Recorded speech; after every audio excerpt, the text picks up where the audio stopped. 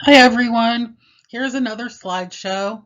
This one is going to be shorter than the previous ones, but I thought I'd talk a little bit on this one too because there are some things I want to emphasize. This is 6 important rules for using quotes. Okay, so you do have to use quotes from both stories and research. And so it is something that will be important for you to consider as you begin and continue writing the rough draft of your paper. First rule, quote the good stuff. Okay, so the first little square says beware of using quotes that don't mean anything or don't add to the substance of your essay. Choose quotes from your stories that support your thesis. And those of you who submitted a brainstorming, I read your thesis, I gave you suggestions, so you need to go back to your thesis. Remember, the thesis is an argument. The thesis is a claim you're making about the two stories. If a source says something so well, however, that you could not possibly change it, use it. If a source backs up a point you say or make, use it. If your story has a quote that must be used since it makes the case for your thesis, use it. So those are the positives for using quotes. Just beware of using too many quotes or quotes that don't add to the substance of your essay. Avoid overquoting. Remember, less is more. This is your paper and your analysis, not a paper written by other researchers.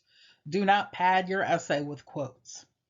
The percentage of direct quotes in this paper should be around 25% or less. So let me highlight that, 25% or less.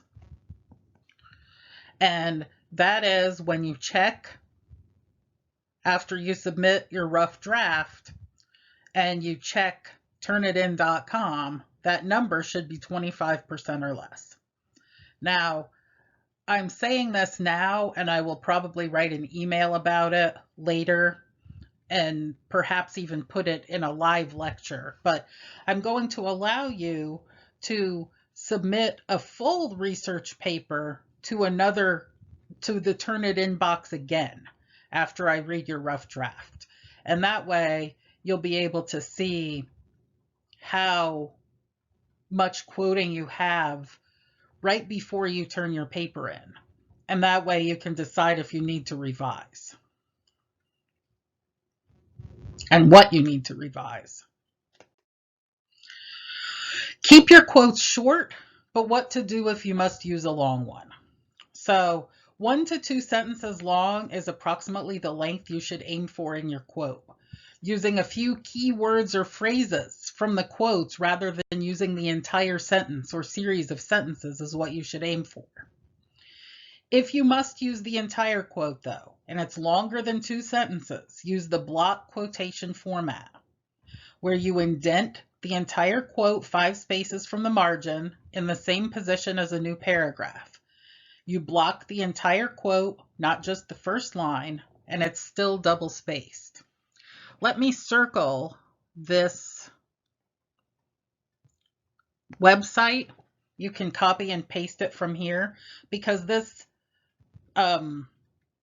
is part of the Purdue OWL website, and it has an example of how a long blocked quote will look. Now, don't forget, if you have a long blocked quote, it's going to use up a lot of your Turnitin.com percentage. So chances are you should only use one long blocked quote in your entire paper, if you even use one.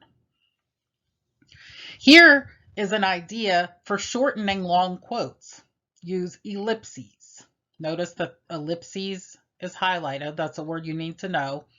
Ellipses are 3 dots that signify words that are left out of a direct quote, either a quote from the story or from your research. You still, with ellipses though, must make sure the entire sentence makes sense with the ellipses.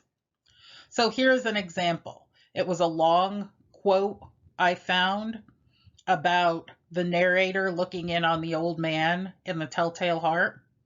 And so I shortened it to, when I had waited a long time, I resolved to open a little crevice in the lantern.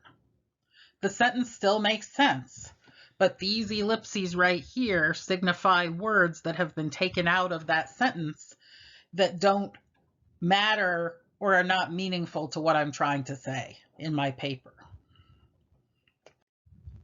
Number 4, copy quotes exactly and correctly. Misspelling and incorrect use of grammar when it is obvious that the source could not have made those mistakes affects your credibility as a writer. Accuracy indicates care for one's work. So just as I asked you to write the title, A Raisin in the Sun, and some of you did not, the same goes for copying quotes.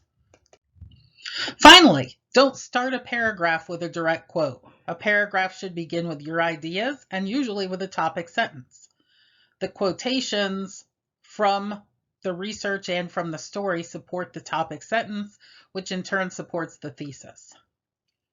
And rule number 6, do not end a paragraph with a quote. Always conclude the paragraph with your own ideas. The last sentence of a paragraph should be your analysis of the quote or prior ideas in the paragraph. So those are 6 important ideas about quotes as you begin to find quotes from the 6 sources that you have to use in this paper. 6 sources. Go back to the assignment again, and the assignment tells you about the number of sources, and this is how to incorporate the quotes from those sources. Okay, bye-bye.